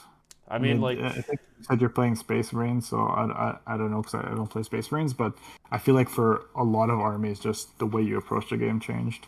yeah, and I mean to be fair, Space Marine is probably the perfect army to try Pariah Nexus out with because it's a jack of all trades. You got so many tools Yeah, available to do these different things and just practice. So I think you'll be set. No worries there at all. So on my end, I think this was a favorable matchup to me. His list was scary on paper, but it was a little bit unoptimized. I think, kind of like how you expressed with the Nids player.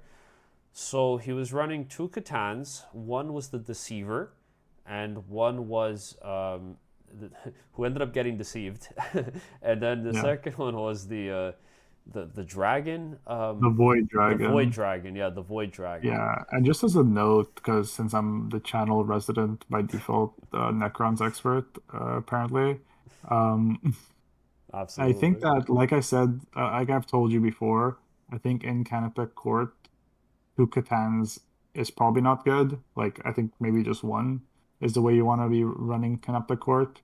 Hypercrypt, maybe you'd want more still, but for CC, I don't think it's hard to justify the points for two now, Mm-hmm. especially since Transcendent can't advance in action. It's like what's he's lost a lot of value. Um, so I think personally, like Nightbringer and CC is good, but Transcendent is maybe where it starts to it'll be more efficient to run 300 points of something else, you know. Um, that being said, running two and running the worst two of the four, Yeah. it really has a heavy burden on kind of the court list that's 600 points. That's basically not scoring any secondary for you. Maybe helping you with primary in certain cases, but it depends on the matchup. Yep. Yeah. No, and that's exactly what happened. I think it just was a little bit too unoptimized, and there were a few mistakes that happened. So going into this game right away, after the loss I experienced in game two, I pulled out the chess clock, and I'm like, "Hey man, we're gonna play with a chess clock." And he said, "Okay, sure." So booted it up, and we had time still because same thing. There was supposed to be like I think a 30-minute break that was optional if both of you wanted to take it. So we just decided to both jump into the game, and I still put the chess clock on because I didn't I don't want to take any chances anymore. So Yeah, we both finished in time. There were no issues at all. But it's good. I think I am going to always do this now. Anyway, so deployment. We were playing Supply Drop, Smoke and Mirrors, Hammer, and Anvil. So he deployed very central, which I do think was the right move here. So we had Catan 1, Catan 2. I think this was the Void Dragon. This was the Deceiver. He put Doomstalker, Doomstalker, like somewhere here. I think behind this ruin. He had 3 bikes, so I don't know what they're Tomb called. Blades. Tomb blades. Yeah, he was running 1 squad of 3 tomb blades. He put them over here. He had 2 squads of scarabs, so scarabs over there, scarabs over here. He had warriors, a big brick of 20 warriors with a couple characters inside. He had these guys like over here behind Yeah, the I think he was wall. playing Overlord and the Royal Warden on his no, he was playing Overlord and Technomancer on his warriors, right? Yeah, I think he had access to a feel no pain. Could that Yeah, be? that's from the Yeah. Technomancer. Okay. Yeah. Yeah, and then he had a very interesting character, Emotech, the Stormlord. I think he's Yeah, massive. Yeah, like just a yeah. huge base model. Yeah, So he's he had really him good. over here, and he had like some other like something tiny. I think the Immortals. Yeah, the Immortals were like over here or something. So very aggressive deployment on the line, whole army, nothing in the back. And the reason for that is because on supply drop, your backfield objective doesn't count for anything. So this is a Yeah. big zero. On my end, I still put 5 warriors here. He had the big destroyer with the blaster in reserves, so I still wanted to screen. So I had my bikes here like this, just playing very very conservatively. I had a land fort that was like over here. I had a Sagittar that was over here. I wasn't too afraid of getting shot because both Doomstalkers were on this side.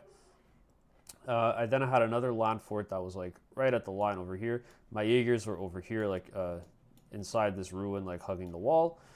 I had another Sagittar that was like on this front, somewhere here, I think, like this. Yeah, Um, a correction. He had a Luminor Siraz, not the attack. okay, Illuminators, He's Citras. like All right. the lone op kind of Yes. castle guy. Yeah, he Yeah. was lone up. Like he's lone up if he's within 3 inches of Yeah. someone else, and if he Yeah, kills exactly. something, like the lone op range increases, Yeah. something like that. So it didn't really come up, but that was interesting too to see in the list. So my game plan again. Oh, and so anyway, we finished deploying, and I put one land fort over here as a bait because we were playing smoke and mirrors. So this game, I was like, hey, you know what? I lost 2. Let me try something different. Let me throw a land fort into reserves. So I deployed it on the table, and that he deployed pretty aggressively with Doomstalkers like on this side. So he did want to go for this, and then we finished deploying. The deceiver like deceived, and I think he shifted like this Doomstalker like on this side or something like closer there, so he would really get angles. And then I just smoke and mirrored and left the table or something. I don't remember Yeah. the sequencing of it. Like it was something like that. Like he deployed for this and then I left and then his deceiver didn't get to really do anything. It was one of those 2 things. So I felt pretty good about that because now he was very heavily on this side of the board. This side was empty, and I actually really enjoy Terrain Layout 1 with Hammer and Anvil. Like this is a very clean map and mission to play on. It's Yeah. fair because you have equal accessibility to all 3 objectives. So depending on which one disappears first, it really just comes down to deployment. It doesn't come down to luck, because if you deploy for any one of these objectives, you're in a good position no matter what goes away. Unlike I think in Leviathan where it's like diagonal this way and like the deployments are like in the corners, so you could have to come all the way to your opponent's side and then they have an advantage. This is very even, it's very fair. So I deployed like this for all of the objectives and Terminators and reserves, of course, Deep Strike. He gets turn 1 and he pushes up with the scarabs, pushes up with the little rats there, the little scarabs, Tomb the Blades. tomb blades. Yeah, thank you. Same thing on this side. Pushes up with with the scarabs. Goes like pretty far here, and I think he starts like throwing like Emotech out this way. Like pushes up with his Doomstalker. Like just very aggressive. Like his other Doomstalker comes out, and I think as Votann going second, this is good. You like this. You want your opponent to come out and be in the open because you're a mid-range army, and if you, especially with land forts, if you could get them in that 12 to 24-inch range, delete. So he comes out and he's just on all of these objectives. Nobody's on this central one yet, but he does push like this big castle like forward a little bit. He puts the Catan like in this ruin here, just like chilling. So my turn. I just come onto this objective. I'm hiding behind this wall, so he can't really shoot me with anything. My Hecaton pushes up to this position here. I pick up all 3 Tomb Blades right away. That was one of my judge targets. I didn't want to deal with stealth. I just killed it. It's gone. So I got, right off the bat, 3 CP for my next turn, which was fantastic. And then on this flank over here, I kind of just came out this way and positioned myself and tried to kill whatever he overextended that I had visibility on. So I picked up the Scarabs, which I think tried to come like charge me, something like that. And then it was just kind of back and forth. I really got a big early advantage. I dominated this objective. In terms of which was disappearing first, I should probably mention. So I think this one was going away right away. So this one was the first one out, and then this was the Omega, and this was the Alpha. And I got to basically optimize the VP on primary here for each objective. Like, I always got primary every turn before these things went away, versus him who started coming a little bit later this way for something and didn't get a chance to actually take and hold something without it disappearing. So I had a really strong early game lead on primary here. Secondaries, I think we were pretty even at the beginning, but when he ran out of resources, it was much easier for me to start doing things. The big play that happened, I ignored the Catans. He was just in the middle. I was annoying with my Jaegers here. They would push up. When he would come, they'd move back, and they would just try to move block and like just like fill the gaps of where the 6-inch movement Catans could land. Which would slow them down because now they have to only move like 4 inches to stay outside of your 1-inch range if you make a little bubble. So pretty good. I was happy with how they performed here as well. And then I had some priority on this objective as well. The big play, after I came out here and like I crushed this flank, I had basically priority everywhere. I rapid ingressed my Terminators, and I deep struck my land fort, well, from reserves over here in round 3. Because he left a huge gap. His warriors were tucked in here. They were ready to come play with the Immortals as well for when this was the last objective standing. So I got a complete ambush on his whole backfield. And this is the game that really sold me on the power of 3 land forts. He didn't kill a single one all game. And which is also important. That reminds me, because I think the biggest mistake he made was he drew Marked for Death round 1, and he kept it up until round 4 because he wanted to kill a land fort. And I told him that I don't think it's a good idea. He should probably shuffle it. But he felt like the pressure that I would have to stay back so his army couldn't kill me would give him priority over some of these objectives. But I didn't really care. Like, for me, the fact that he held it for 1 turn was already great because now he lost out on some potential points for secondaries. So I was playing aggressive. I didn't really mind. And with access to cover by like just being partially obscured over here and an armor contempt, like, Sam, you know, we've played a lot of games. The Doomstalkers can't reliably kill a land fort. It's just not a good target. No, I mean, definitely not one. Yeah. One. If you would need to definitely roll above average on 2 of them to kill a Hecaton. Yeah. So I just felt like I was in a good spot, and then he did bring it down to I think like 7 wounds, and then he decided to keep Marked for Death again, like another round. And by that point, he lost 10. He instantly lost 10 on secondaries and the potential to score anything else for secondaries because he was holding this 1 card. And then meanwhile, in his backfield, he had a land fort and Terminators to deal with. So these guys, everything shot in the Warriors, picked up all 20, all 2 characters, no problem, through the field, no pains, everything. And then from here, the game was done. So this was round 3. We basically called it, but we were so good on time, and we were having a nice time, like just talking as well. And it was the end of the day, so we're both like really tired and cooked. So we were just like playing a normal game of 40k after this and hanging out. And just chatting, which was nice. But I ended up just basically dominating this. 1 land fort, I say this all the time, 1 land fort, disembarking Terminators, sustained hits 2, double judge Catan, you kill it every time in shooting. Mm-hmm. The charge is just insurance, but you should kill it or come very close to killing it in shooting. And again, I only noticed because I'm comfortable now, because I know what could kill what, playing into so many Necron games against Sam. And so I knew that, okay, if I just bring this land fort here and I disembark, like that, the Void Dragon is gone. So the Void Dragon was gone. Then he could punch me back. That's fine. I already took care of the What it biggest comes threat. down to essentially, I think, with that matchup, having been on the receiving end of that so many times against Yeah. you, is that like Hecaton plus the Terminator's disembarking, Hmm. if the Hecaton does somewhat significant damage to the Catan, like maybe like 4 damage, then the Catan's dead. Yep. If the Hecaton whiffs on damage, which is totally It possible could. against a Catan, right, with the 4-up invuln, half damage, 5-up feel no pain, Yeah. then it's like, okay, I'll survive. I'll survive the shooting and melee probably. But if the Hecaton does 4-6 damage to the Yep. Catan, then it's just like the shooting's gonna pick him It's up. It's too many exactly that. shots. I think it's 4. If you do 4, like I think it's actually 4 mathematically. If you do 4 wounds to the Catan, I think with the land fort, the Terminators Yeah, kill it every time in shooting.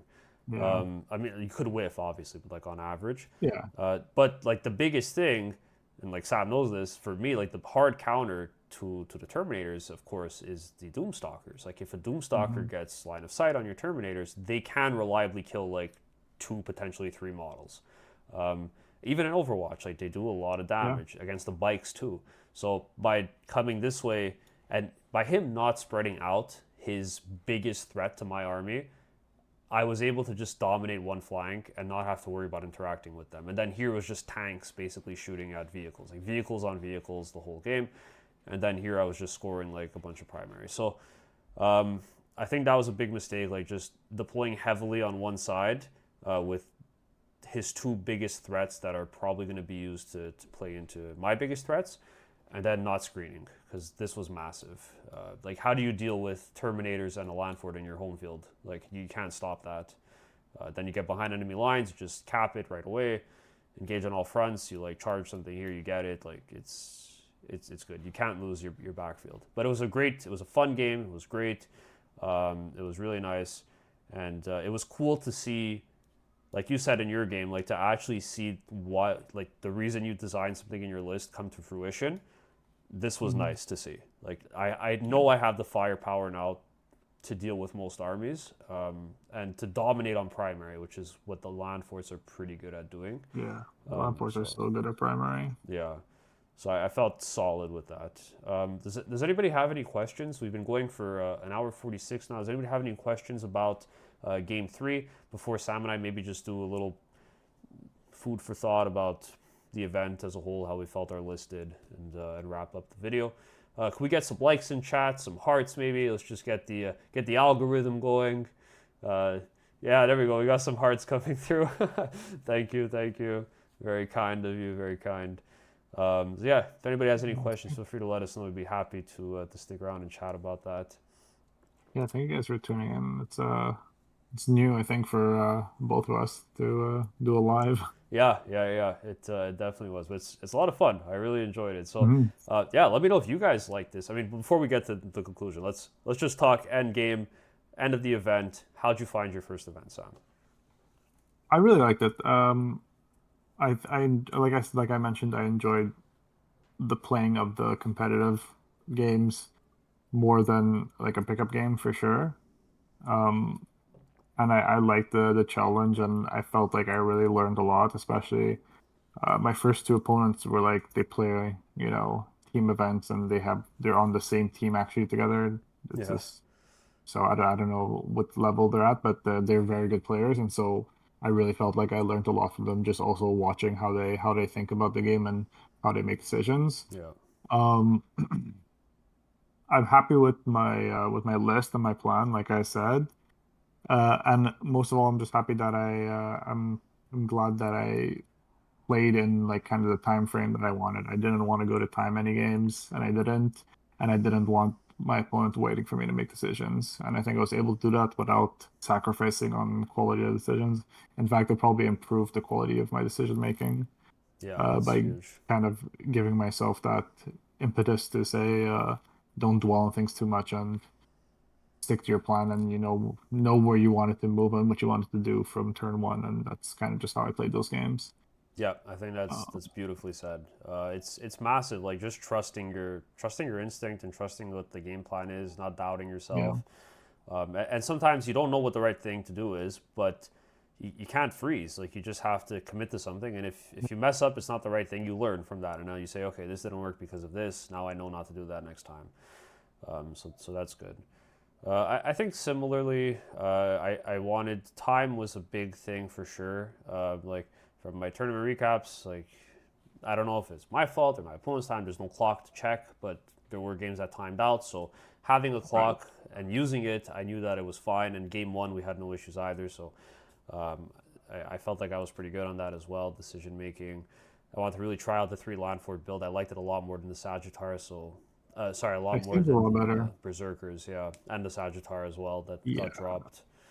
Yeah. Yeah, I don't know. I don't know how much you've been talking about the Berserkers on the channel lately, Mm-hmm. but yeah, first few times I played against your list with Berserkers, I liked them. I thought they were like, oh, that's cool. That's a cool piece to have. But every time we play, there's like it feels like they do less and less. Yeah. You know what I mean?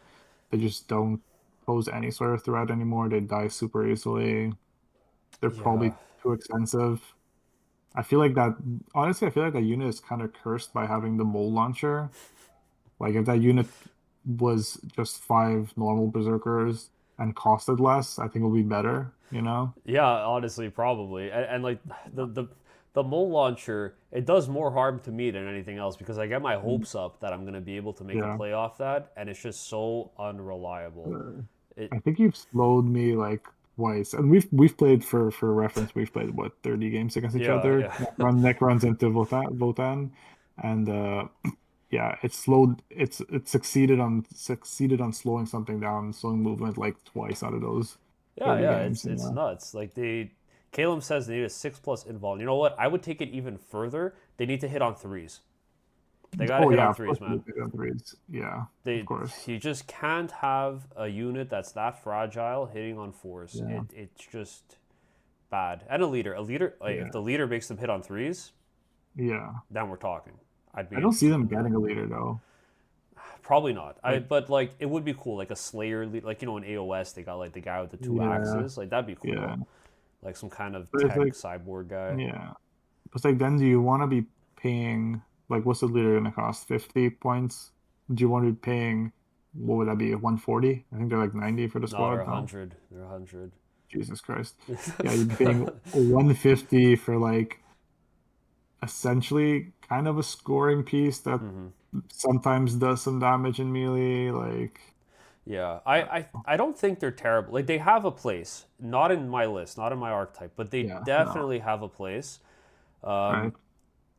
Yeah, the Yeah, Judgment judgment. makes them hit on three, Yeah, but but you can't rely on that. no, you can't. That's the thing, Caleb. I think they need to hit on three base, and then if they're tokened, you hit on twos because you died. Like you just died at a punch back every time, They which is only have fine. one activation. They Yeah, only have one activation. and that's their job. Like they're supposed to be.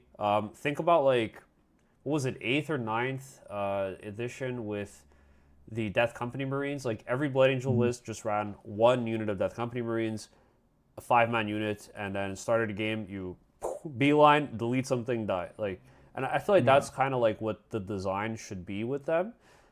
Again, they do have a place. Like a lot of lists do very well in Run Berserks.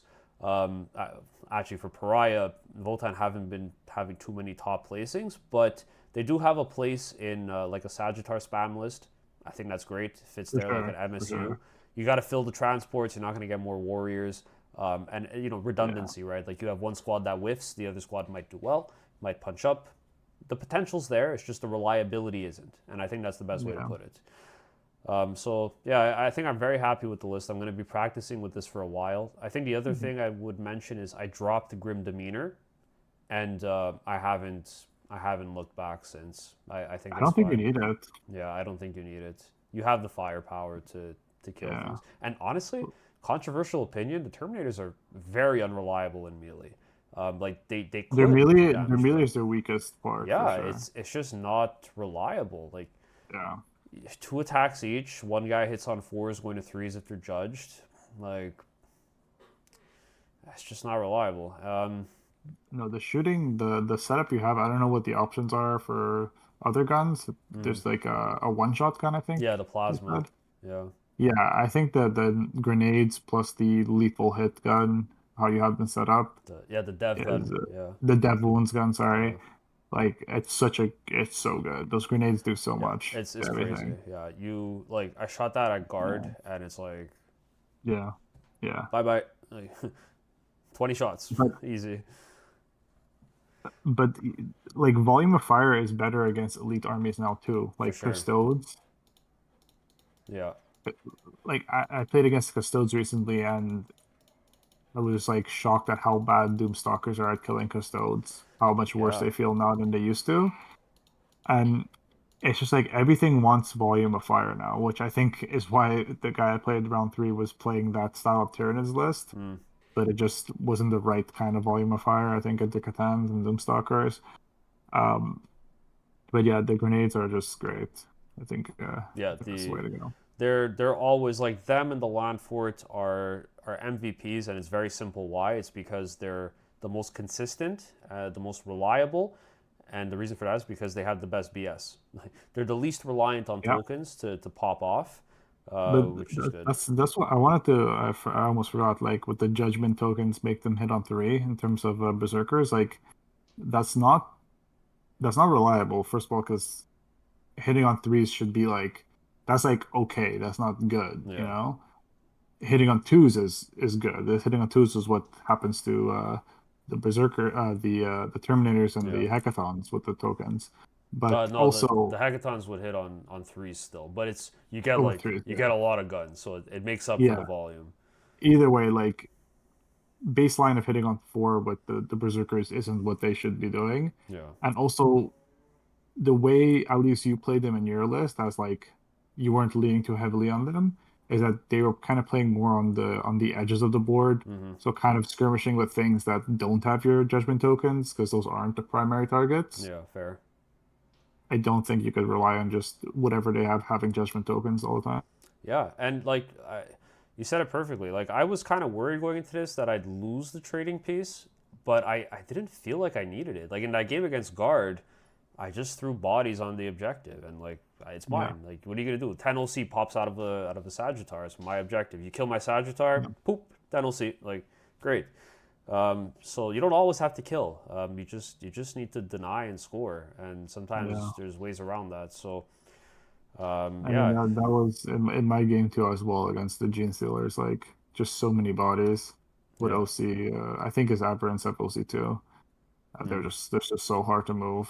And yeah, even though, like I said, I was fighting, um, yeah, I was fighting all three squads of Aberrant with, uh, at first my rates on my Nightbringer, but my rates died, so just my Nightbringer versus three squads of Aberrants, and he didn't kill me, but it's like, what do I do about this OC on the middle objective? yeah. At one point, he just snuck in a transport while I was locked in with three units and terraformed it while I was fighting the other three units. You know, it's like Yeah, you can't there's stop nothing that. to do about it. Yeah, there's nothing to do.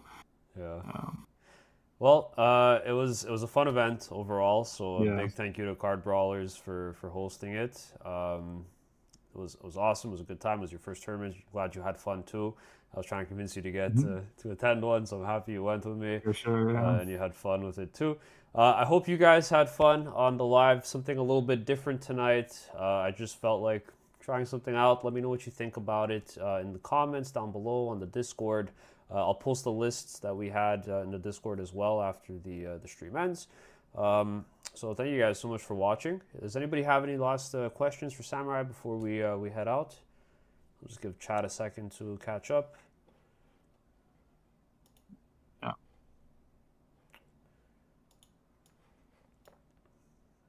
Yeah, good live here. Thank you, Thanks for Sunshine. Thanks, appreciate it. All right. Oh, thank you guys so much for watching. As always, have yourself a nice evening, and we'll catch you again next time in next week's video. Goodbye. bye.